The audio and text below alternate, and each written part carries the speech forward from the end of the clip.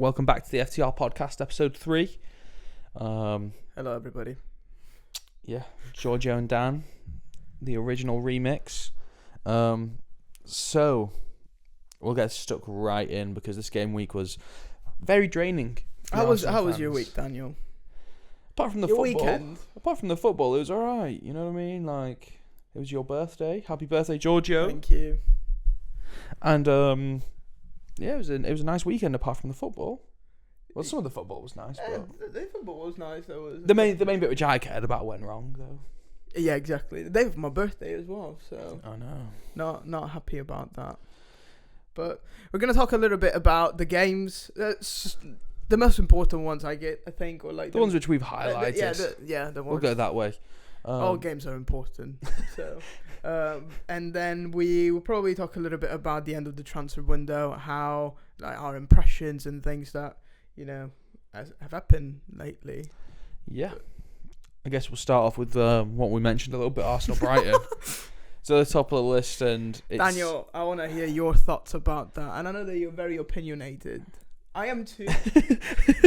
I'm definitely very opinionated on this matter. I just think poor referees yet again, and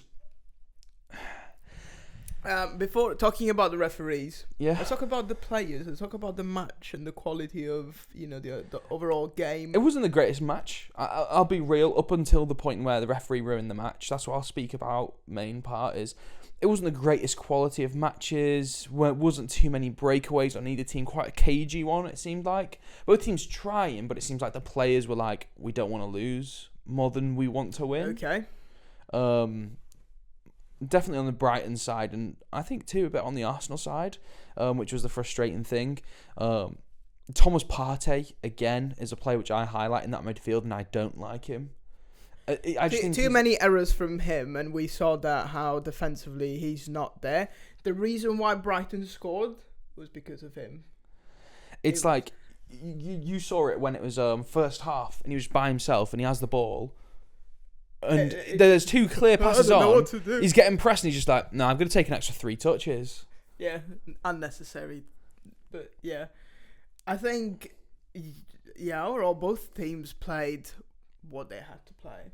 Do you know what I mean? Like what you said, they didn't want to lose. They ended up with a draw. Happy days. Nothing really to be. I mean, for Brighton, happy days. I think for Arsenal, not. Because we're chasing a Premier League title, we need to be winning those matches. But Yeah. let's get stuck into the referee thing because, I mean, apart from that, I feel like we've covered it. Daniel is so excited to talk about this. I'm not excited. But passionate. We need to talk about it. So, with the referees, this happens to every club.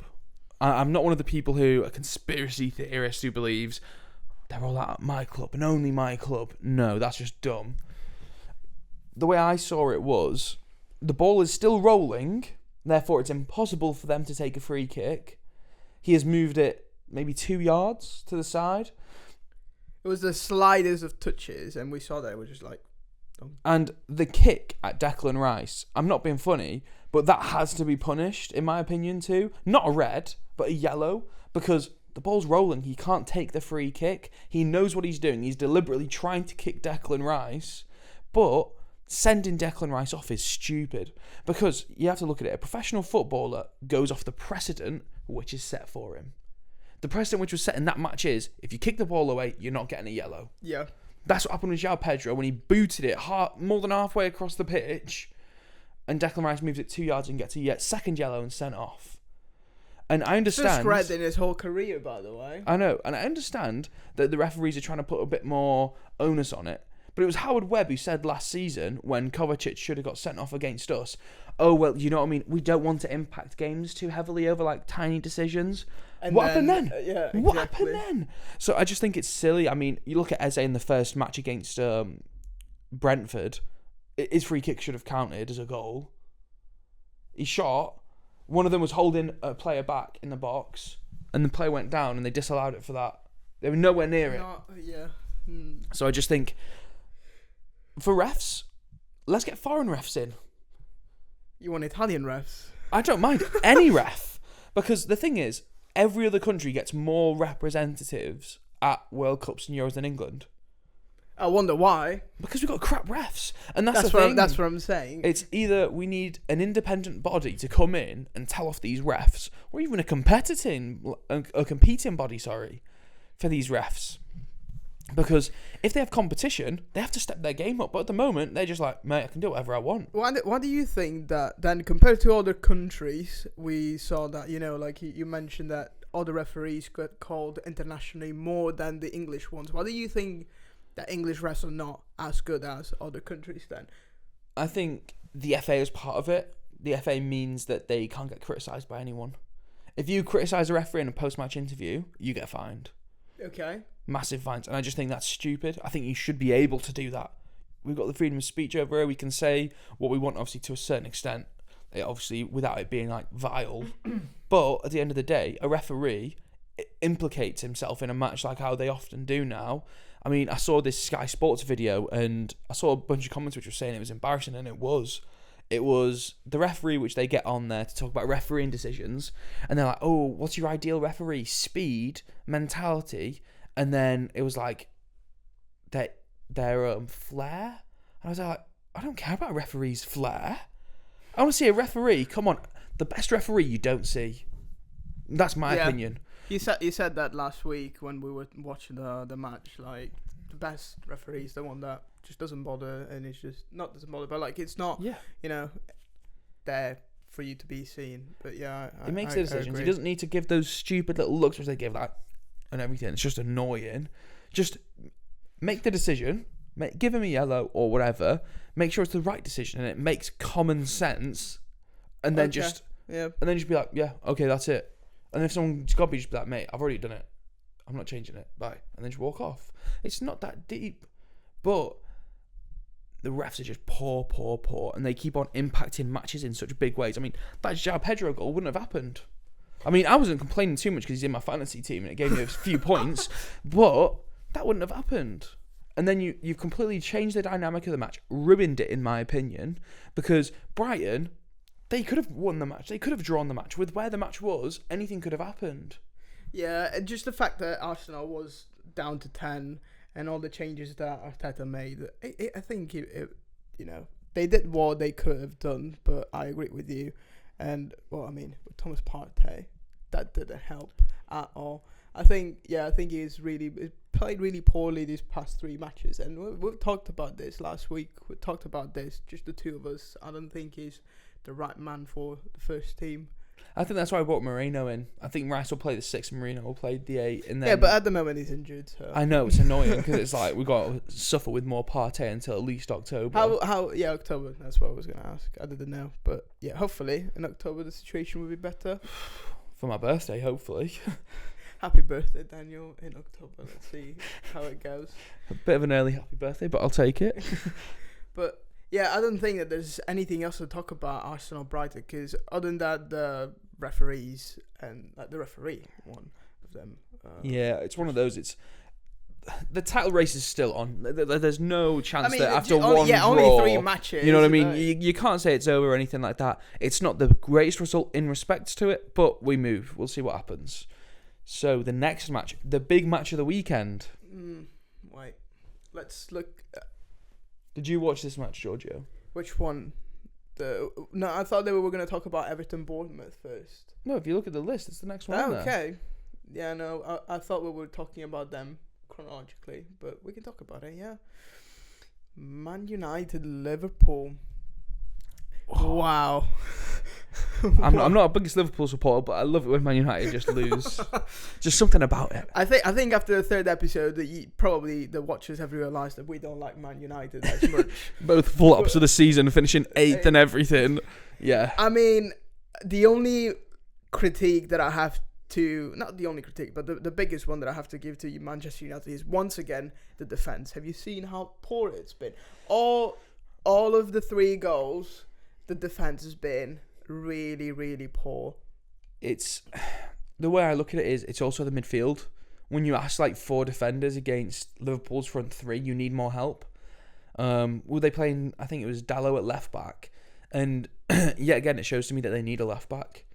The actual Uber driver I was with yesterday, this Man United supporter, I I see him fairly often. I was just asking him about it, and he was like, I don't know why we didn't get a left back in the transfer window.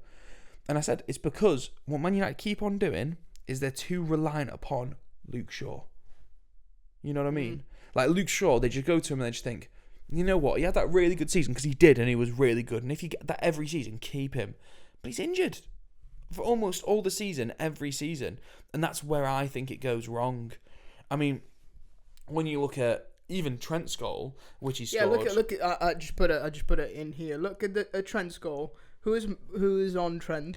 But when you look at the defensive positioning, so there's all 4 defenders there. De Ligt's been done, just completely done, and it's the midfielder you look at. It's not De Ligt, it's the midfield. You see, is that Mainu? You see Mainu, he's not tracking that fullback, or the winger in Marcus Rashford isn't tracking the fullback. Yeah. And that's where it comes from, and it happens time and time again with Man United, and that's where you have to look at Erik ten Hag, not the players. Because some players are lazy, yes. In Marcus Rashford, he's not the most going to run back. But you've got Diallo on the bench, you've got Garnacho, 2 players you know will do that for you. And he's just not playing them pretty much. And he's only playing one of them and then subbing the other one off for them. And I understand Rashford, a couple of seasons ago, had a 30-goal season, but you've got to move on past that at this point. You have to look at what he's providing for your club right now. Yeah. Like, look at Arsenal. We're starting Trossard now because Trossard's the one banging the goals in, not Martinelli. And that gives Martinelli also a rest. Takes the pressure off of him a little bit. It's not like, oh, he's not scored. It's like, oh, he's only played 20 minutes. It's not that big of a deal. Yeah. No, I agree. I think, look, I just try and play all of the goals, but it's just been, shocking how they've been left alone. Look at this. He's just on his own. Yeah, it's like they commit too many men. Like, who is tracking him back? Look what he is. I mean, what's it called? It's like that. Did you see the clip of the reporter talking with Erik ten Hag? No, I haven't actually. Man-child is all I can say about Erik ten Hag. So Erik ten Hag, he likes to come up with his own sort of narratives for his storyline. How old is he? 5? That's what I'm saying. He comes up with his own narrative.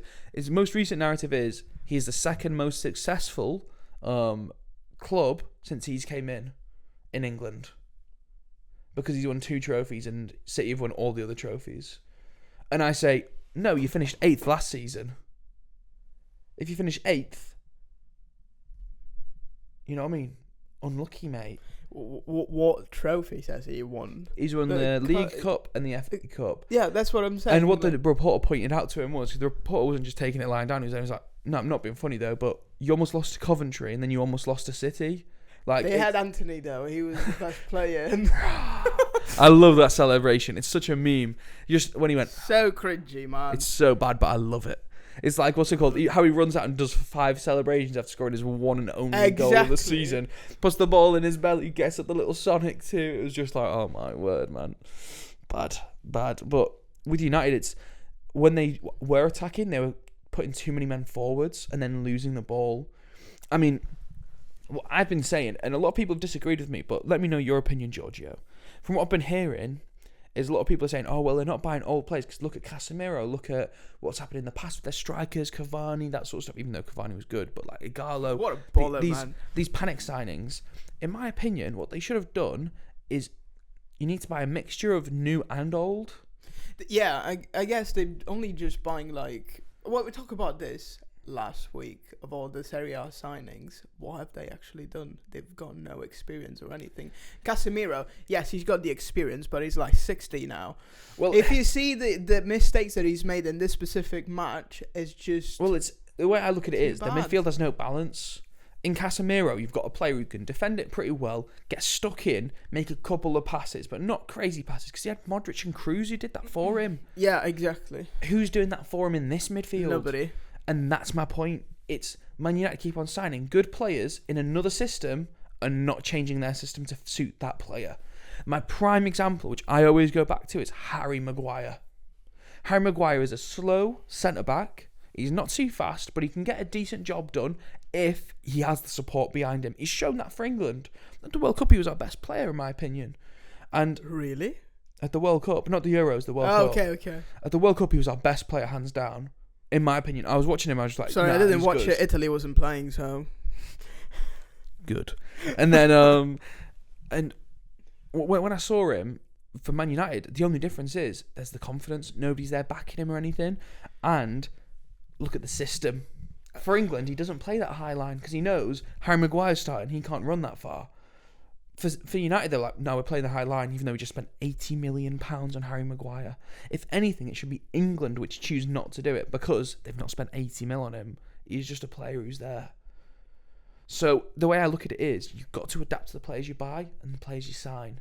Yeah, I mentioned it in the first episode. I think that the whole mentality of the squad and the manager is not there. What you've just said is a great point. If you buy all these players, adapt to what they already know. With time, you can make the actual changes, adapting to your, as the manager, your game, your tactics and everything. But that's what you're losing. It's just there's no confidence. There's no chemistry between the players. Yeah, I completely agree, and I think potentially this could be an issue for Ten Hag. I don't think he's the manager either way, but how long till he Christmas? gets sacked? I've already said this. First episode, I said till Christmas. He'll be sacked before Christmas. I don't remember you saying that. I promise you, I said it. He'll be sacked before Christmas. Before Christmas? Yeah. Or by Christmas, he'll be gone. Okay. Christmas Day, you will not see Ten Hag there. I hope so for Man United. I mean, no, they'll sign Southgate. Watch, and it'll be even worse. Oh my gosh, can you imagine? The owners have went on record saying they wanted, well, not went on record, but according to all renowned and credible journalists are saying that they wanted Southgate. Southgate was at the Euro, so didn't do it. He's their first port of call. He's free now, and apparently Man United, they're gonna just go down and down. Imagine if they go down to Championship. They won't. Imagine. They'll finish 8th. And the beauty of that will be, because they'll be so poor under what's called Ten Hag, the ownership will blame that poor season on Ten Hag and not Southgate, so it'll be there for next season too. Watch. It'll be beautiful. I mean, if it happens, you're love going to freaking profit. Man. Calvin Phillips, 60 mil, just spend it on him. 40 mil on Henderson. Oh, Henderson is his pupil. Like, he loves him, doesn't he? He loves Phillips more. Do you know what he said at the Euros? What? He said, well, it's difficult because we don't really have a natural Calvin Phillips replacement. Plays for Ipswich, man, now. Like, what? He's on loan, but it's one of those. I do think Calvin Phillips has had a bit of harsh treatment, but you've got better players. He was such a wasted talent when he signed for Man City because he was playing very well. Good, regular football, exactly. And then move somewhere where he's not getting any of that. I agree with you. Just a 7-year contract. It's just so stupid because you just sign him for 7 years and then what does he do? Just stays on the bench. On high wages, though, it's guaranteed money. Yeah. It's guaranteed money for him. Okay, but why do you actually play football, man? Do you want to play or do you want just to stay on the bench and go train every day and then just... The way I look at it with Calvin Phillips, based off interviews I saw of him before he moved to City, I think he went there with the assumption that he would be playing regular football. But once he started there, Pep was like, nah, I'm alright. Look at the players that they've got. But look at the time when he came in. I would have argued that he could have played somewhere in that midfield, at least with a De chunk Bruyne. of matches. Yeah. Okay. I genuinely think he could have played in there. Not saying he was on the same level, but he showed a lot of promise. He was a young English player, defensive, was able to get stuck in, win the ball, all this sort of stuff. But I just looked at it and I just think that signing was poor. But not to take anything away from Liverpool, great result for them. New manager, Arne Slot, he's doing a job. He really is. He's came in, 3 matches, 3 wins, isn't it? Yeah. Well done. Honestly, he's done really well. I don't think he's in the title race or anything like that. I rate him as a manager though. Like, look at the passion that he's got. Like, watching the I'm on the touchline and everything. Exactly. He looks composed. He knows what he wants. And even with last week, for example, with the stuff with Trent, I look at him and I see a manager who's not scared and he's okay with being himself. Yeah. And that's the biggest thing when you move on from a big manager. You have to be okay with being yourself and you have to be big enough to say, hey, cut that out. And you look at Trent yesterday, he was happy and he wasn't doing any of the tantrum on the touchline when getting subbed off. Most likely because Arne Slot would have had a word with him, been like, hey, I don't know what you're doing, but I'm the manager. If I think you need a rest, you need a rest. Yeah, I'm a big advocate for actually respecting the manager, not just giving him crap or anything. It's just... I think with Liverpool and Arne Slot, you can see that he's got that vision in place, and I think they'll be okay under him, personally. I mean, I look at it and I think he is a manager who's came in. He's not been given any new players either, but he's still instilled that sense of this is how we're going to play now. And you can see it, and I like it. Some of their moves, liquid. It really was. I'm not going to be surprised, and I'm saying this here. Like, my prediction was that Arsenal is going to win the Premier League, but I'm not surprised if actually Liverpool wins it. I put them in the top 4, but if they keep playing like this, they have a chance. Liverpool won't win the Premier League the same as Arsenal won't win the Champions League. Because to win either for both those clubs, it's like climbing Mount Everest. Okay. You're not used to it. It's these conditions which you're not used to. It's this, that, the other. Liverpool, I think, have a good chance of winning the Champions League because that's what they're used to. They've got that European heritage. In the Champions League, they're Danny Big Balls, you know what I mean? Apart from Real Madrid and a couple of other teams, who are them? Who are them? You know what I mean? And when you look at Arsenal, they've got no European history, and that's why they struggle. But domestically in England, they do really well, which is why I think Arsenal have much better chance at winning something like a Premier League. Even though the last one we won was over 20 years ago now, I still think there's, because of that culture in the club, is, we're Premier League winners. We're the Invincibles. We're this, we're that, we're the other. With Liverpool, their biggest moment in their club's history was Istanbul. You know what I mean? Yeah. Their biggest moments are in the Champions League, whereas ours are in the Premier League. Oh, what a great moment. It was great, don't get me wrong. But that's why I don't think Liverpool will chance for the Premier League this season. They might go far, close to the top, but I don't think they'll win it, and I don't think they'll finish second. I think they'll finish third. Yeah, I put them as third. So if they get third, then me too. Well done. But good, great match. Great. Mo Salah loves playing against Man United, though. He just absolutely loves it. He's so good. Honestly, I love him. I don't love him because he's good against when he plays against Arsenal, isn't it? Yeah, I'm just speaking objectively about Objectively, the player. He's a phenomenal footballer. Phenomenal. Like when he used to play in Italy, he was top class. He was so good for Fiorentina and Roma, and then moved to England, and that's when he actually, grew to be a top player. But yeah, Italian league is not as good as the English league. When I moved here, I realised that, but that's okay. We don't talk about that. Next match on there. Newcastle, Tottenham. Oh, Daniel. Oh my god. I love it. I know you do. Let's speak objectively and not subjectively, and then you can have your opinion about Spurs. I mean, Newcastle played a good match. They knew what they wanted. They knew what they were going for. With Spurs, they just looked a bit weak. Obviously, the goal which they scored was an own goal too, which doesn't help.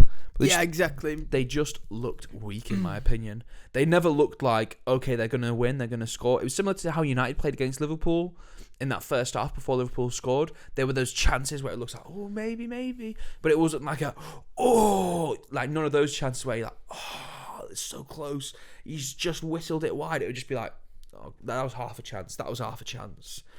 And I look at that Newcastle United team and I'm happy. They've got that Dubsky. Because obviously Isak played a great match in my opinion. I think Harvey Barnes was the main man. Isak, for me, seemed a bit isolated for the long parts of the match. Well, he was the player of the match. I know he deserved it because, in my opinion, right, they keep on playing. This is Newcastle's starting 11 so far this season, apart from this match. Up top, they have Alexander Isak, phenomenal player. Anthony Gordon, good player. And then freaking, what's his name? What are you talking about? Let's look at the lineup.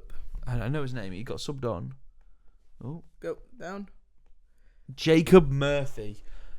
Oh my word, what a terrible player he is. Every time I watch him, I just think he's so mid. He could play in a relegation side. Like, that's the level he's at, in my opinion. I just think he's crap. And you've got a player like Harvey Barnes or Miguel Almiron on the bench. Play them instead. And then, lo and behold, when he plays friggin' Harvey Barnes scores. You know what I mean? He deserves it. He should be playing those regular matches for him. He's good enough to play, not be the star man, but to play in a top 4 side. And that's what Newcastle needs to cement themselves as, because they had the hot flash in the pan a couple of seasons ago. They got 4th. They played really well. And then last season, because of injuries and because they were also in the Champions League, they struggled. They suffered. What position did they finish on last season? Was they 6th, 7th? I'm not sure off the top. No, it wasn't 6th or 7th. Because what's it called? Because that was where I think Chelsea finished 6th. They might have been 7th last season. Could be right on that. Because I know they finished above United for sure. 7th. Yeah. So they struggled last season, but I do think with this season they'll be able to recover, and hopefully on their end that they're able to get back into that top 4. Because if they are, then we've got a new top dog in there. And as long as they're not displacing Arsenal, you know what I mean? As long as they're not getting us out of the way, I don't mind that little bit of challenge because it's interesting. The Premier League, I don't want it to be the same old top 4 every season. I don't want City to be winning it every season. Right, No, okay. I've got I've got my opinion on City, but yeah, no, I agree with what you're saying. Tottenham played really poorly. Really, really poorly. There was nothing to talk about them.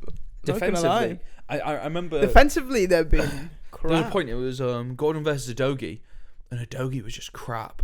Like Udogie's usually really good for Spurs, and I'll put my hands up and say that he's usually a good player for them. And Gordon ran past him, and he just pushed him in the back over. Gordon was running it out of play. Why are you doing it? It's just there's no reason for it. But this is the reason why I think Ange Postecoglou will struggle this season and potentially get sacked. Okay. I think Spurs fans will turn on him eventually. No matter how much of a nice guy he is or anything. He says he wins trophies at whatever club he goes to. He's not been at Spurs that long yet. You know what I mean? He'll learn soon enough that they don't do that here. It's the Wakanda meme. We don't do that here. You know what I mean? That's how Spurs is with trophies. And I think Postecoglou will get frustrated and end up leaving the same as all the other managers have. Look at Antonio Conte when he left and he had that meltdown in the press conference.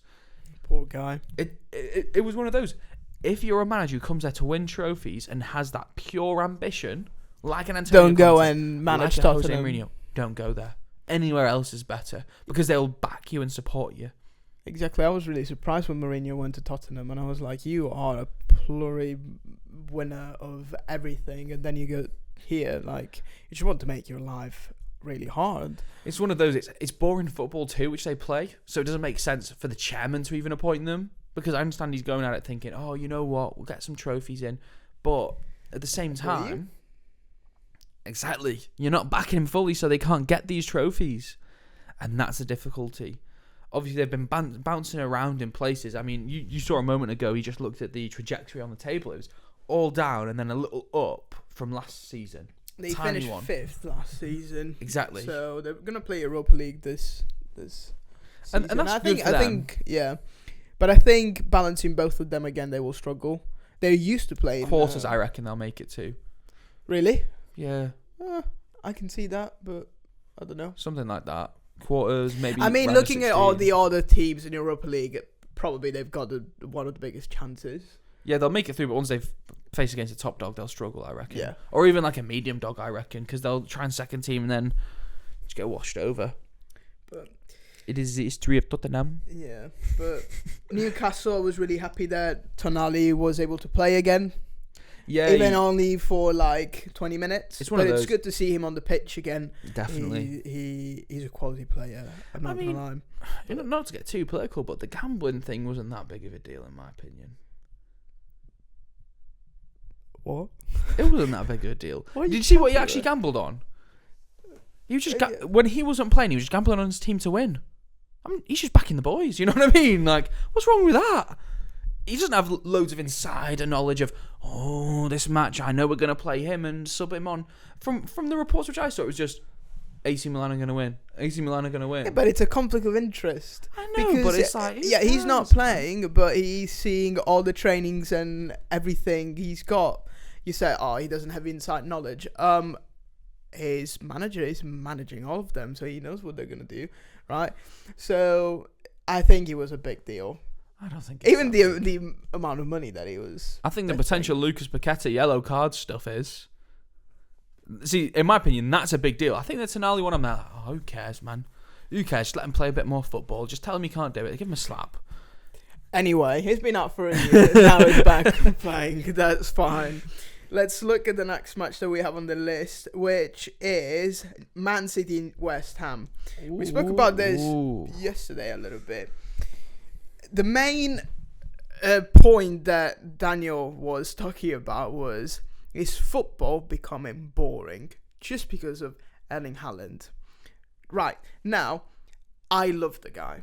I think he is so good. I stand by it. I think he's going to be the player of the season. Look at the 3 goals that he scored. I think he's a great player. I'm not disagreeing on that. But I don't think that because he is scoring bangers and he's playing a good game means that the Premier League or the football is becoming boring.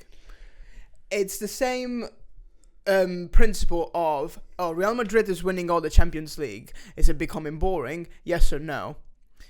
And I said to you, like, there's always, there's legacy that Real Madrid has got in Europe. In Europe, so it's the same principle. There's gonna be periods of times when there is gonna be a good player for good teams like Man City.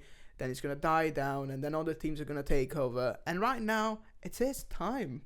He's in his prime. He's gonna be good for at least another 3-4 years, even 5.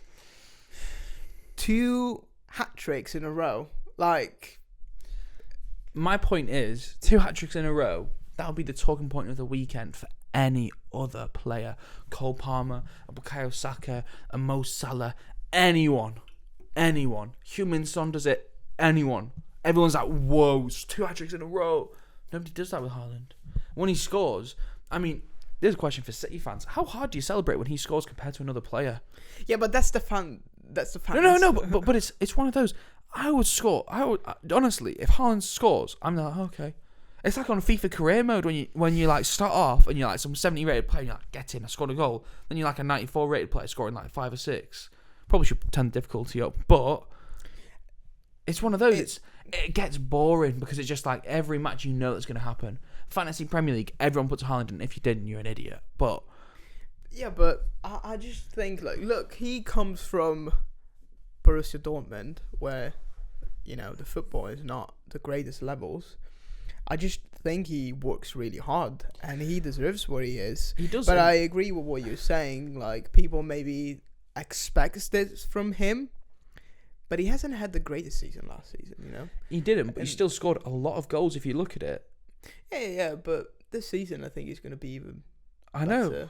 And I don't know. I think that everybody should celebrate him for who he is and the great player that he is. Maybe it's because he's playing for Man City. If he would play for a different team, maybe everybody. I don't know. Like, I don't know if he will play for Barcelona, Real Madrid. Yeah, I mean, it's one of those. I mean, part of it does probably come from the club. I'll be real. Just because obviously this is no disrespect to the legitimate City fans out there, but there's a lot of plastic fans there who don't really care. It's true. Are you speaking subjectively or objectively? Objectively. Okay. I mean, everyone calls it the empty hat for a reason, because they struggle to get it. I mean, have you seen their trophy lifting ceremonies and stuff? Yeah, it was in the greatest. It's crap, man. When they won the treble, some City fan posted a fake clip of the streets of Napoli, and basically tried to say that was the City celebration. Same colour. That was the point. It was like, oh my goodness, mate, you're a muppet. But it's one of those. It's I just look at it and I think, when Haaland scores, I'm not there like, oh my word, wow. I'm just like, Haaland again, man. That's you. I'm really. And it's a good goal still. I'm not there like saying, oh, that's a crap goal. I'm there like, this is just him, man. He's a robot. He's used to it. He does it all the time, and that's what gets boring for me. With the top players we've seen, in your opinion, you should say that you should play less, or it should be more challenged. What is it? How do we solve this problem in like an imaginary world where you can solve all the problems? How would you solve it? I think we should start getting players who are more creative back in. In this day and age, in my opinion, we wouldn't get Lionel Messi or Cristiano Ronaldo. Ronaldo is known for Ronaldo chops. Football is boring now. Do you think that Haaland will never get to the point to be as good as Messi or Ronaldo? No. Okay. Why? You look at his all-round game and his finishing is amazing, top level. Everything else isn't. Can he do what Ronaldo and Messi used to do, dribbling past 5, 6, 7 people and score a goal? No. And that's why he will never be on that level. Because they could do that and score consistently. Okay, so you will give him more fantasy, if it makes sense. Like, more creativity in the game. Yeah, if he had that, it would be amazing. I mean, not for me, but it would be nice to see. So, Haaland, if you're watching this podcast, if you're one of get more creative in the game. I mean, it's one of those. It's not something which he can change. But I mean, it's in that City team. It's what we're seeing now is at City and at a lot of top level clubs. There's a lot less of that creativity, which is something which I like a bit more about Arsenal because we see a bit more of it where we are. You can see Jesus when he came first, he was able to do those sort of like step overs, all this sort of stuff. We encourage it more, but at top teams now, you don't have people doing that. It's like that Nike ad. You know, the risk everything, like the clones taking over and everything. I feel like that's how it's becoming. It's take less risks so we have more of a chance of scoring. No, man. Football is about taking that risk. It's about trying to knuckleball it 50 yards out and just banging it top in somehow. One of my thoughts was, is it becoming like this because of the money? As in, you look at the players in Man City, how much they're paid and how much the club is worth, right? Do you think that it's becoming like this overall, like everywhere, because of the money that is being put on football? I think it's because of Pep Guardiola. In my opinion, I'm talking about every single football team, not just about Man City. I know. I think it's because of Pep Guardiola. Oh, I'll elaborate for you. My reason I think it's Pep Guardiola is because he's been to so many countries. And you see his influence he has on every single one. Every single one tries the tiki-taka style of play. I mean, Troy Deeney mentioned it. Even freaking Sunday League teams now try and tiki-taka, pass it about. Did they succeed in that? No, because the pitches are all bobbly. You know what I mean? There's no chance you can succeed in it. But they're trying to because they see it.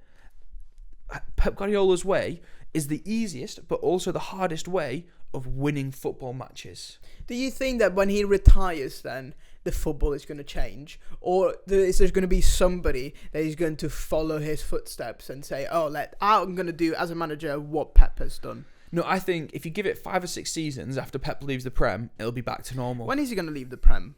I think that's a real question. He's won everything now. Like, I reckon he's being cheeky here. I reckon he's waiting for the financial fair play stuff to come through. If that comes through, City's guilty, leave. He'll be like, "This is my last season, boys." I mean, fair play to him because it's last season of his contract, and I mean, fair play to him completely. Don't get me wrong. I would do the same exact thing. But I also look at it and I think, you know what? I reckon if they don't get it, he might stay for one more. Maybe one more after this, I would think. Because he has said openly that, I've not said this in my last season. I've never said that.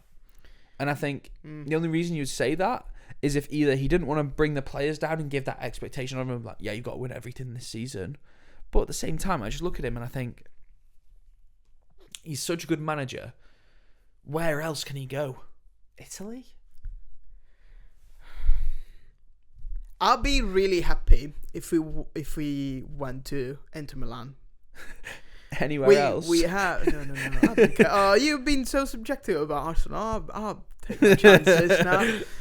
We have Inzaghi right now. That is a quality manager. Like, he's won.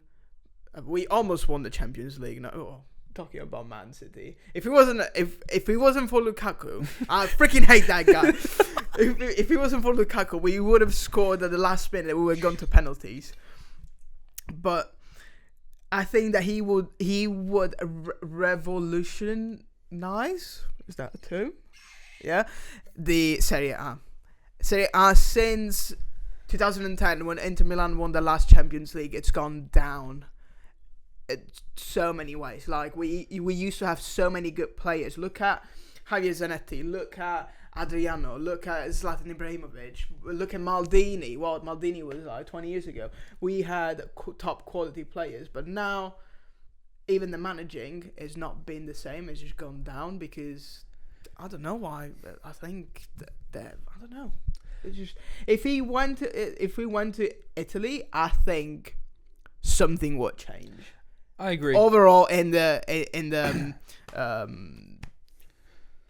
league. I think you'd fix Italian football because when you look at Italy, they're not able to spend as much because there's not as much viewership. If you bring in a top manager, that brings viewership in itself. Exactly. There's a lot of people who will just watch it because they're like, Pep Guardiola's there. I want to see that style of football. I don't know why, because it's a bit boring. It's very effective, but it is boring. But when you bring a top manager, that brings eyes and therefore brings money. Look at the signings that Italy has had. I'll just open this really, really quickly and then we'll talk about the Premier League. But look at all the signings that Italy has had. They're only Italian players that nobody knows, or it's old players. And that's it. Like, there's nobody else that is signing to play in an Italian team. And all the quality players that have been good, that Italian players, look at Calafiori, look at Tonali, look at now there's Chiesa that just signed for Liverpool. They go away because they know that the quality of football that is played in the Premier League or in La Liga or anywhere else is better than Italy. Except for like French or German football, but that's different. I mean, my honest opinion is I think even German football is kind of surpassing Italian football at the moment. And that's because I think it's been... Yes and no. My opinion is I think it's been long enough since Pep Guardiola left, so they're playing their own style now. And that's my honest opinion. And Bayern Munich hasn't won last season. Exactly. And that's what makes it interesting, seeing another team come up and actually compete. Because Borussia Dortmund, in my opinion, great business model. Great business model. Football club, yeah, no. Exactly. You know what I mean? Like, they have no ambition. They sell their biggest player. And I'm surprised there's some of they haven't sold. Like, usually they sell their biggest player each season. It's like... It was Aubameyang, then it was like... do you want to compare Aubameyang to Haaland or to... Aubameyang's Golden Boot winner. Yeah, but I don't think he's as good as... I agree. He had I don't think he's as good as him, but I think just when the business model and when you look at prime Aubameyang, you can't say he's super duper far off. He was rapid, he was banging goals in. He saved my club more times than I can count, but he became a snake in the end, so I hate him. Snake. Okay, so last match we want to talk about is Everton-Bournemouth. Shocking.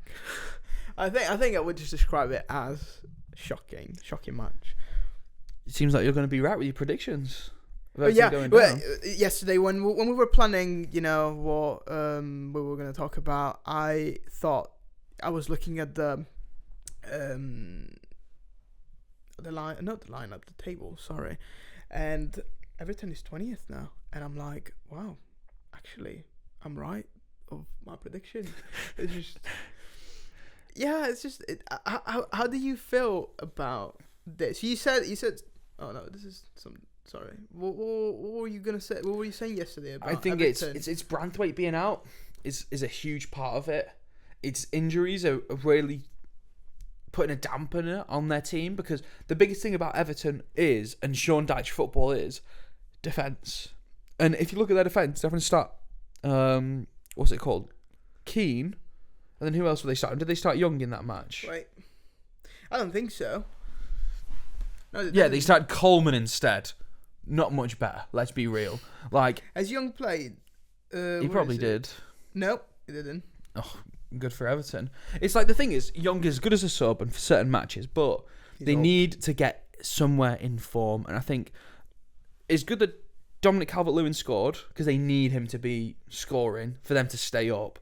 But they need Branthwaite back as soon as. And if Branthwaite gets injured again after coming back, I think that could be them down.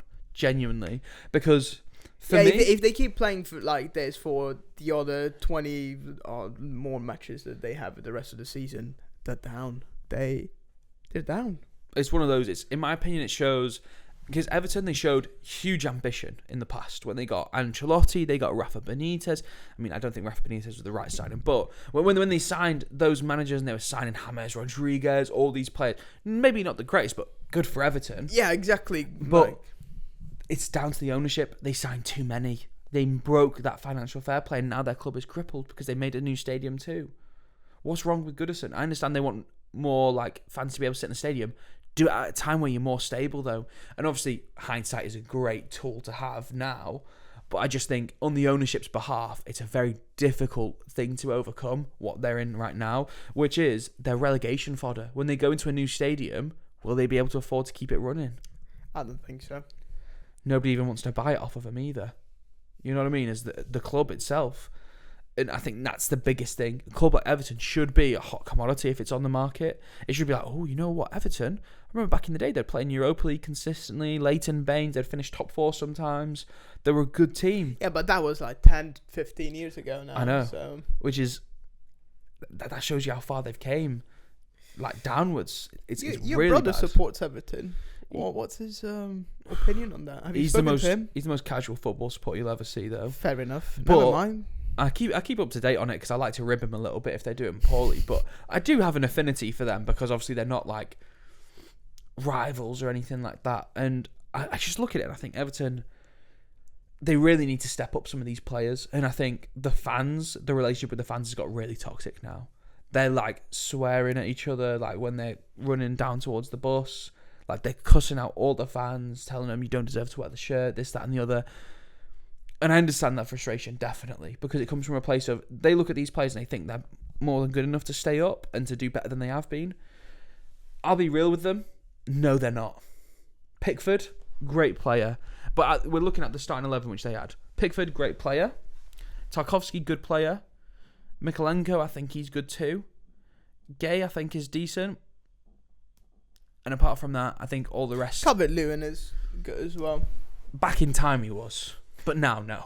Just a legacy. Like. Well, I don't even think it's lazy. I think he spent a lot of time Said out. Legacy, not lazy. Oh, yeah. I thought you said lazy. My bad. I just saw it and I thought, back in the day, he was really, really good. Phenomenal player. But now, I don't see it. Not at all. To wrap it up in very short terms is I just think I look at him and I see a player who was really good, but after so long out, that just takes an impact on you both mentally and physically. And I don't see him coming back to being the player he once was, and that's why no teams have went in for him. I think he's gonna probably either sign for a different team after this season or just Championship. Yeah, championship. I could see it being Championship at some point. But I mean, with Everton, the issues in this match came from their defence, and I just think if Branthwaite's in there, they're not making those mistakes because he's such a good defender. I mean, fair play to Bournemouth for never giving up, and they scored 3 goals in the last 7 minutes. I think it was just fantastic how they just had a massive comeback. I'm a big believer that the mentality that the players have and the manager have impacts so much more than the quality of the players the whole game, and they showed it in this match. I understand they played against Everton and Everton has not been the greatest, but 3 goals in the last 7 minutes is massive. Oh yeah, being 2-0 down and then it comes to like the final 7 minutes and you still having that energy to go run that extra yard. And even though they were left free in the box, you have to make that run to the box in the first place. Bam. Yeah. And that's where it comes into play, definitely. And I mean, as a Bournemouth, if you are a Bournemouth fan, you're looking at that going, yes, thank you. Because it's amazing. It's a really good result and it's a great match for them. And doing it away, like they were not even at home, mate. Goodison, massive, it's massive. And I mean, at the same time, it's also really bad for Everton because match at Goodison and losing, they need every point they can get. Still 0 after 3. I know, and that's where the issue comes into play. You're happy because it means you're right with your predictions. Plus, it means if they do leave, Arsenal will be the longest team in the Premier League, in the top division. Nice little fun fact. But I'd rather have Everton in. I think they're a historic team, and I don't think they'd come back up if they went down. So I want them to stay up. I don't know. Maybe they will. We'll see. It's only the beginning of the season, right? So I know, but this has been my opinion for the past like few seasons. Is if they go down, I don't see them coming back up because I don't see them having the championship experience, and they will lose so many players. Tarkowski will go because he did that with Burnley when he went down. Branthwaite would go immediately because teams like Man United would want him, and they knew they could get him for cheap because they wouldn't be able to afford his wages. Pickford would probably go. I don't know why Pickford hasn't left earlier than this. Like Pickford is a quality keeper. Would go. No, I mean Pickford's a quality keeper, but I mean for me it comes back down to passing out from the back isn't the greatest. He's got older and that's what now, top teams need. They want someone who can pass it out from the back properly. I mean, talking about Pickford getting older, like how old is he? 30. He's 30. I mean, he's still got another 4 or 5 years left in him as a goalkeeper. Yeah. I mean, look at Young. He's 39 years old and he still plays. But can we just say, Kepa Arrizabalaга's first match for Bournemouth, and he dropped a couple stinkers, didn't he? That Keane goal. I almost said Moyes Keane. Wrong Keane. You know what I mean? Both used to play for Everton at one point, but he just rolled it past him. Great goal. Poor result for Everton, but great dedication and commitment from Bournemouth. Really good from them. I'm very happy. I've always rated this team as like mid-table team. I really wanted Bournemouth to do poorly after what they did to Gary O'Neill. Okay. Because if you look at where Bournemouth were, they're really struggling, relegation zone.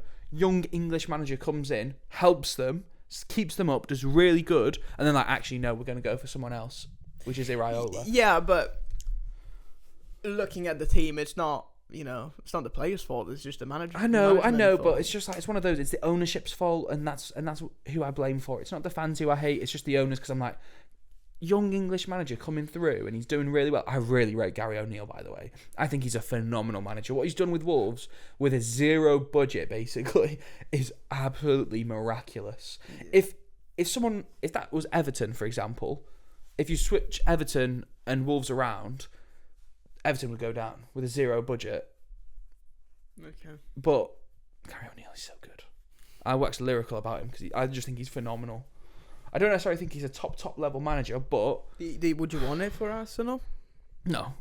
Okay. He's not up to that level yet, at least. Yet. Obviously, I don't know where we've not really seen his ceiling. We've not even seen him with a proper transfer window as a manager yet. It could be terrible at signings, and that makes him worse for all we know. And this is just helping him out, so we don't know. Yeah. But let's talk about before we finish. Let's talk about the transfer window. We've got a couple of signings that I think I rate a lot. Chiesa for Liverpool. Italian. I've got a lot to say about him. Are you going to say Calafiori too? Italian. We spoke about Calafiori. We spoke about Calafiori, so I don't think that there's. Well, Chiesa, he signed last week for Liverpool, and I think he's going to be the signing of the season. Yes, for the Premier League. I'm going to tell you exactly why he's not going to be. Okay. He's not going to play enough. You think he's starting over Mo Salah or this version of Luis Diaz? Hell no. Hell to the no. Luis Diaz is scoring goals now, which was a big thing about him because in this Arne Slot system, 2 goals last season. This match. Exactly, he's banging goals in now for fun. Mo Salah is Man doing United. well, and then obviously they've got Jota or Nunez up top if they want to. Which, don't get me wrong, I still think Chiesa's better, but Chiesa, you want to play him off the wing. Chiesa is there as a backup, which is why I don't think he'll be signing at the season. I think that he's going to find the space. He's going to find the right opportunity to play. He's going to show himself for who he is. Looking at his previous seasons, when he was playing for Fiorentina, he was unreal. He was so good. He saved Italy's ass in the Euros. He played when we won the Euros. He played brilliantly. I was so happy. He was so good, so good. And I'm so sad to see him leave Juventus because he was the core of the team, and they just put him out of the squad. And I was just like, why? There's an opportunity to come to Liverpool. I know, I understand. It was a bargain for them to sign him, because we were talking about this last week that Liverpool is not having enough signings. I think that that's a good opportunity for him because Mo Salah. How long has he got left for the team? 1-2 years. It's his last season, contract wise. Exactly, but they might renew it. They should do. They should do. Just having a player like that around to teach the youngsters, even if he doesn't start most matches, I think is imperative. Look how much Chiesa can learn from Mo Salah.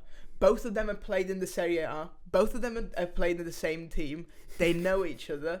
Now they play in the same team again. Look at that. Look how much he can learn from him. He can learn a lot. I mean, the main thing with Chiesa is stays fit. He's going to stay fit. And I mean, If not, if he doesn't stay fit, I mean, it's another point at Liverpool for, yet again, signing a player who cannot stay fit. Because this has been a recurring theme with Liverpool, which is why I didn't really have any sympathy for him in seasons gone by when they're like, oh, but look at our injuries. It's not my fault you're signing injury-prone players. You know what I mean? Like, they're going to get injured. But I think Chiesa is a good signing overall. For that much money, it's worth it in a heartbeat. Because I would have done it for Arsenal. He was put out of the squad in Juventus, and it was so unfair on him, not going to lie. He was going to play another 2-3 seasons in Juventus and just be a baller, but for some reason the management just decided to put him out, and I think that he's going to find his space in Liverpool. He's going to be really good, learn a lot, have his experience. Even if he goes back to Italy at some point, which I think he will probably, he's gonna be good. You know what? I think if he does well at Liverpool, he's not going back to Italy. Why would he?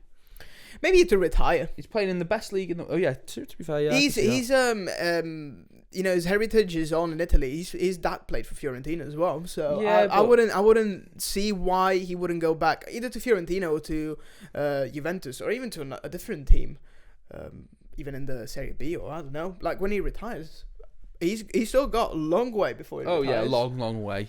Well, he's a good player. I mean, I would have taken him at Arsenal. I'll be real. He's a solid player, and for the amount which they were asking over for Trossard or Havertz. He's back up for Saka. Fair enough. Same as he's a backup for Mo Salah now. It's like for what was it, 10, 15 mil?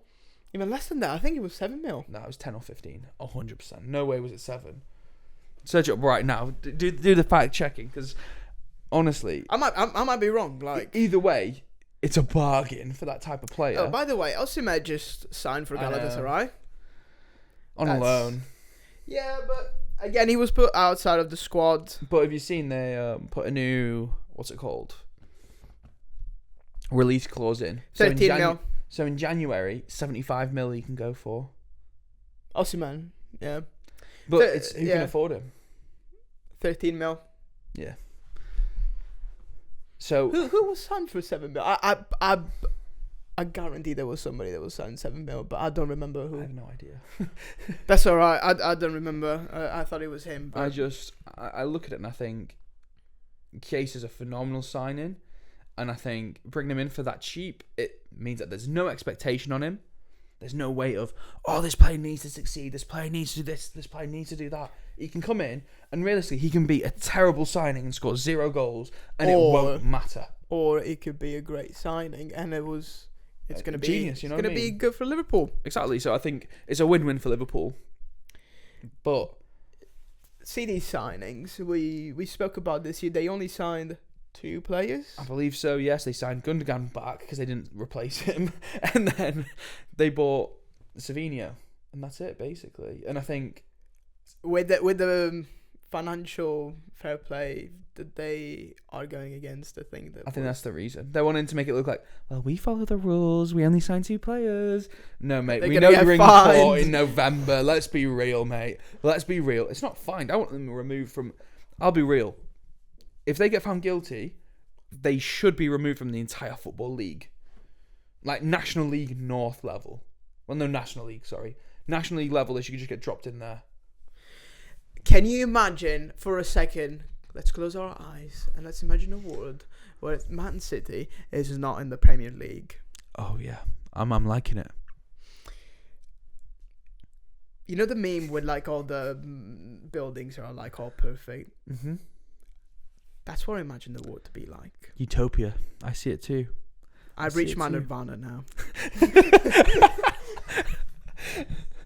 It's just the way I look at it is. I just feel bad for Haaland. What's going to happen? He'll just move to another club. He can go anywhere he wants. I know. Because they'll probably just let him go on a free. You know what I mean? But I mean, Real Madrid signing him. It will destroy City if that happens. They'll. I'm telling you this right now. It won't happen. But if that did happen, it would destroy that football club. It will destroy half of the city. It would destroy about 1/8 of the city because the rest of them actually support Man United. Let's be real. The Oasis reunion is going to be destroyed after. Just make sure they do it before, man. Because yeah, I think it will be fair, but it will destroy a lot of things. And the way I look at it is, and this is no way like me trash talking the actual City fans, because the actual City fans who have been there since day dot, I respect them heavily because they've been there since they've been in League 2, League 1, Championship, then like to the Premier League. They've been there through that promotion journey. Fair play to them. It's the ownership. And the way I look at it is you have to be punished as a club if you're doing stuff like that. Like, they were saying they were getting more revenue than freaking Real Madrid and stuff. I'm not being funny. You don't have more fans than Real Madrid. They're the biggest club in the world. And they're winning Champions Leagues left, right and centre. No. But when I look at Man City that's what I think their punishment should be. I think the most that they'll get is relegated to the Championship, unfortunately, which is just they'll send a bunch of players and on they loan. will literally have the record of the most amount of points scored, the most amount of goals scored. I think if Pep Guardiola does stay at that point, even if not, I think they should win every match. And that's even they will. And that's even with loaning out like all of their players. Like Yeah, KDB like, on loan for a season. Their reserves are Good enough. twice as good as all the Championship players. I agree, because some of the players won't even go on loan because some of them won't be able to find a club to go to on loan. So some of them will just stay. But yeah, like, I mean, look at De Bruyne, look at Haaland, look at who else the squad has that is like quality, like all of them. You got Gundogan, you got you got Grealish, you got Gundogan, Rodri, you got Gvaridol, you got Kanji. all of them are good enough. Like, all of them are good enough to win. Edison. That's just, yeah. And some of them will go on loan, some of them will leave, definitely. But they're still more than good enough to win every single match. And they'll be back in the Prem and they'll start spending all over again because why not? And then it's going to be an infinite cycle that repeats itself. I mean, let's be real though. If you're a football club and you've just been promoted to the Premier League, you want to challenge for the Premier League title, and they tell you, okay, you'll have 20 years around that.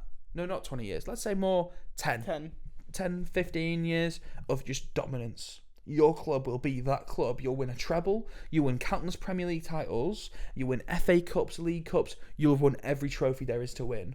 Would you take that to then get relegated for one season, then come back up? Hell no. You wouldn't take it. If you're an owner, not as a fan, if you're an owner of a club, you would take it in a heartbeat. Because that means money. Like, money's raking in for those owners. And again, that's the problem that football is having. Just money. I love the game. But there's too much money going on.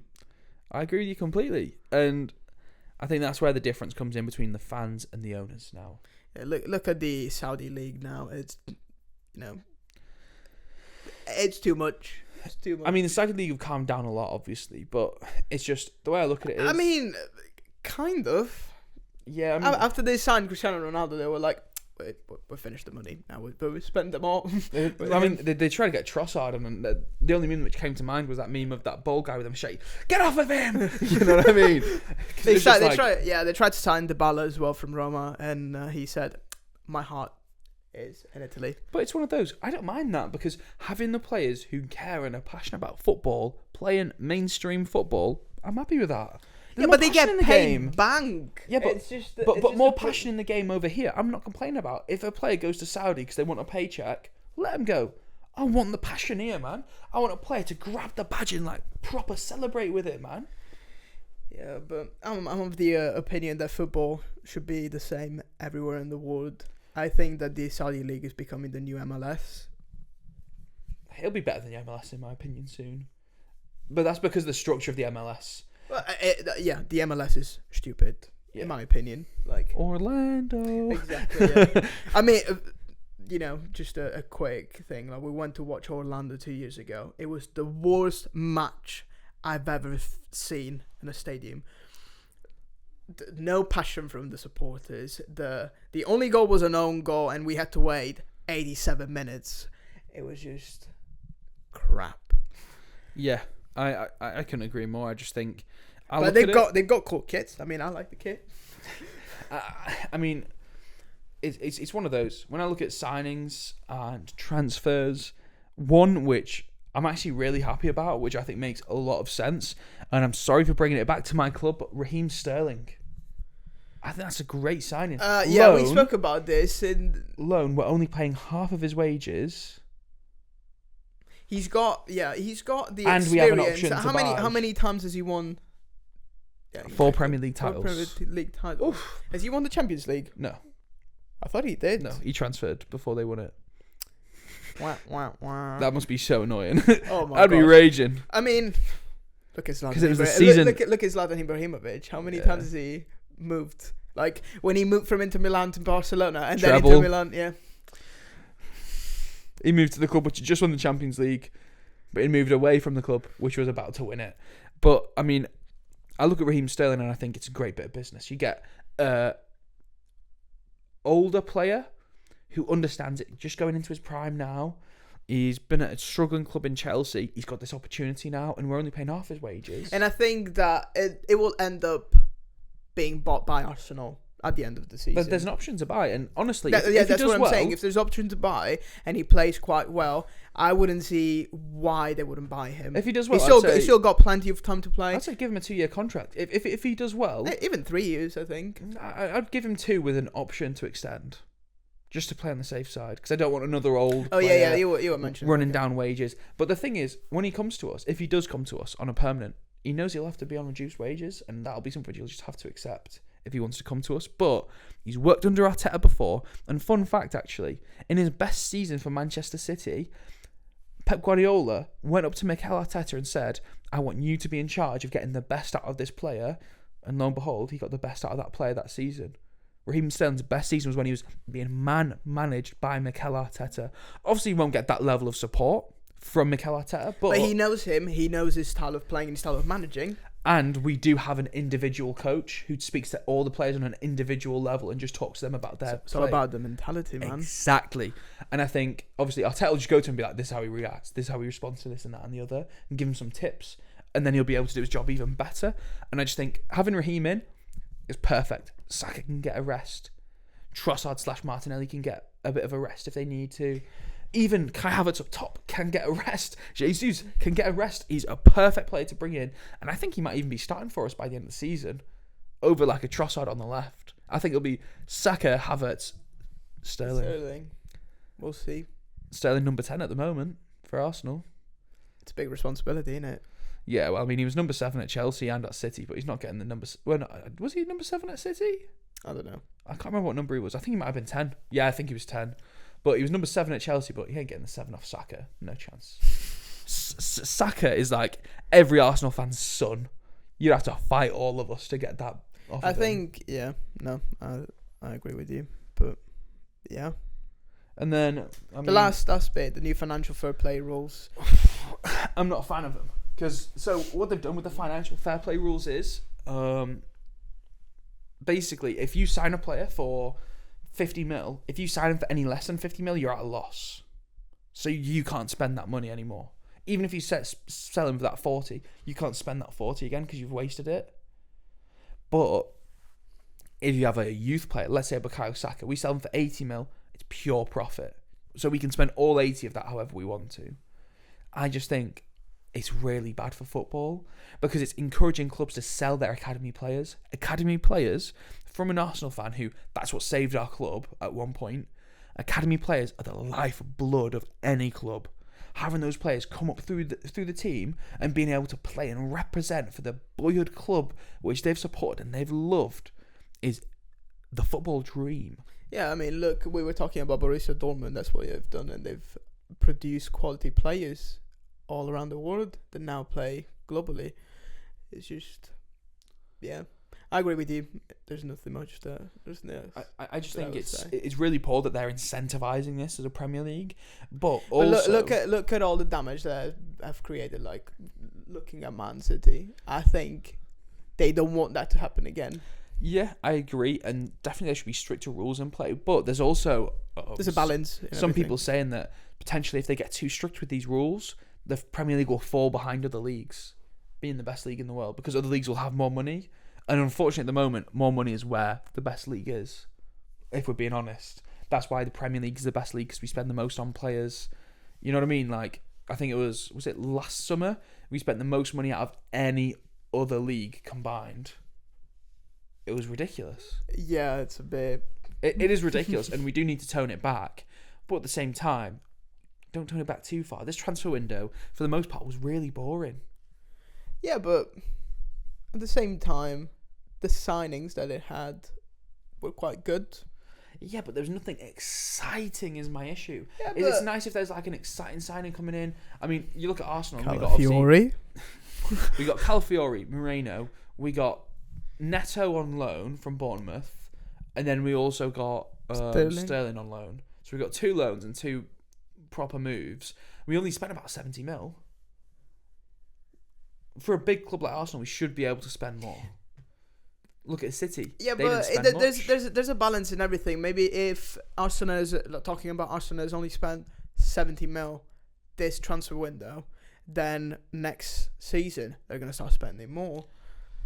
It's just you know there's a balance in everything. They've got good players right now, so I don't see why they should spend even more just to throw money away. They've got the players. They've got the definitely. But my point is, it's not just Arsenal. It's like every club in the Prem. I know. There's not been a standout.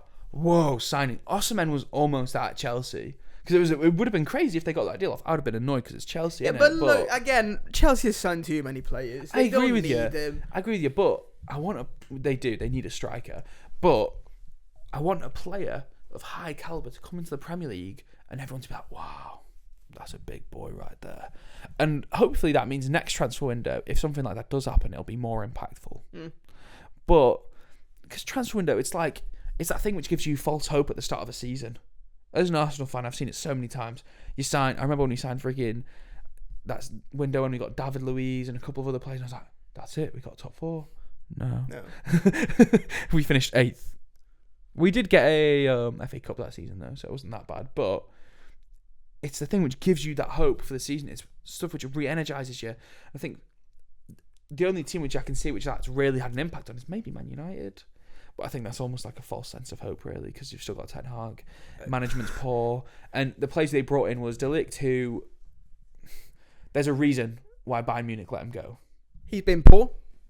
He's not been the greatest. He's not their best centre-back. And that's to say, they're happy with letting him go. And there's a reason why they signed Eric Dyer. Even if De Ligt was still starting a lot of matches, there's a reason why they let him go. And that's because they don't think he's that guy at Bayern Munich. And Man United aren't that big of a pull anymore. If you're a top player at Bayern Munich, you're not going to Man United. Yeah, I think Man United is going to get back on their feet in 10 years. They could do it a lot sooner. If they could, bring in the right managers. But look at the progression in the past 10 years. Where have they been? I agree with you. If they make the right sort of moves, which I don't think they will, 5 years they could easily be back at the top. I remember watching them playing against Burnley 2 years ago. When was it? 2-3 years ago. When they still had Ronaldo and Cavani. Yeah. 2 quality players and they drew 1-1. And I remember that because I was at the stadium and I was just like, how the hell? I think for me, it's that, because obviously we're on transfer window topic anyway, the transfer strategy is just all over the place. It's like it went from too many old players to not enough. It's now they only sign teenagers, it feels like. Obviously they don't actually, but it's like it has to be, oh yeah, they're young, we bring them in, and to a certain extent that's good, but you need old heads to come in, especially at a club like Manchester United. They are the biggest club in England. Undoubtedly, they've got the most eyes on them out of anybody, and you need those experienced players to come in and say, guys, calm down a bit. We've got this. Look at Jorginho at Arsenal. He doesn't start every match because he's not good enough to. He used to last season. He didn't start every match. Almost every match. No. He had a good run of matches, but he wasn't starting every match. No chance. And the thing is with Jorginho, he's good to come in for a nice little run of matches or a match here and there or important matches because he has that composure. He's able to tell the other lads there, guys, chill out a bit, man. Mm-hmm. But he can't start week in, week out every single 38 matches of the season. And that's fine. Man United don't understand that. But that is a fine thing to do. Casemiro, you don't even have to get rid of him. The only issue they have with Casemiro, the wages they've given him is ridiculous. But having Casemiro in and having him come in here and there is good. But not every match. And I think hopefully that's what Ugarte is. But looking at Ugarte, why did PSG get rid of him? Wasn't as good. Exactly. They're getting these bottom feeders from top clubs. What they need to do is they need to look and sign the players first, which is kind of what they did with Lenny Yoro. I think it's bad business anyway, because he had 1 year left on his contract and you spent 60 mil on an 18-year-old, or was it 19? I don't know. But they need to start doing that. Competing for these young players, taking the risks. That's what I look at. When you look at the top teams, look at Liverpool. They sold Felipe Coutinho when the club came in. Coutinho. He was their best player by a mile. Oh, yeah. And if you look at it back then and someone was like, oh yeah, they're going to sell Coutinho. If you mentioned the price they were going to sell him for, you'd probably say, okay, maybe. But you're still thinking, that has a huge impact on Liverpool. No. Look at Arsenal, for example. I always look at the Ben White signing. 50 mil for Ben White. People back then were there like, what are you smoking, mate? And now you look at the big teams and they make these signings which don't always look like they make sense. Kevin De Bruyne to City. Prime example. People were saying, why are you signing him? He was crap at Chelsea. He's played at Wolfsburg in Germany, and now you're signing him for that much money. It's not worth it. Now he's one of, if not the greatest Premier League midfielder of all time. The greatest midfielder of all time, not just in the Premier League. I disagree, but that'll take too long to go into. No, yeah, but that's just my opinion. Yeah, that's just my opinion. But you have to take risks, and I don't see any of these Man United signings as the right risk. The risk which they're taking is top team. Oh, he's not done the greatest. Well, we'll give him a chance. No, go get these players when they're there and when they're ready. Ben White took him a season or so to hit the ground running. Yeah, what a quality player he is now. Exactly. Look at him. He's doing a really good job. He's, in my opinion, one of the best right backs in the league. Not the best. I'll put my hands up and be real. He's not the best, but he's one of them. He's part of what makes our defence so solid. And he's part of what makes Bukayo Saka so good. And you look at Man United. Yeah, they signed Mazraoui, who I think is a decent signing, but they need to be taking risks with these players from smaller teams who haven't made the jump yet.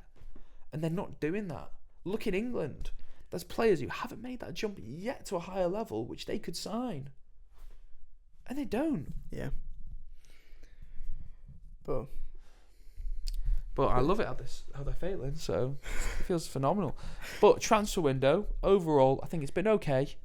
It's not been the greatest, but I'm looking forward to seeing all these players playing in whatever they've signed. International break this week.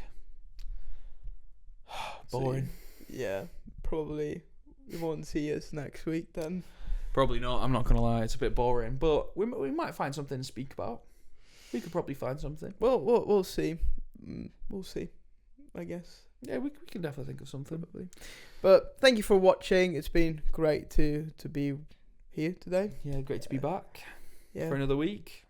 But we'll see you soon. Yeah, have fun. Like and subscribe if you enjoyed, please. And tell everyone you know about it. Yep. See you later. See ya. Bye.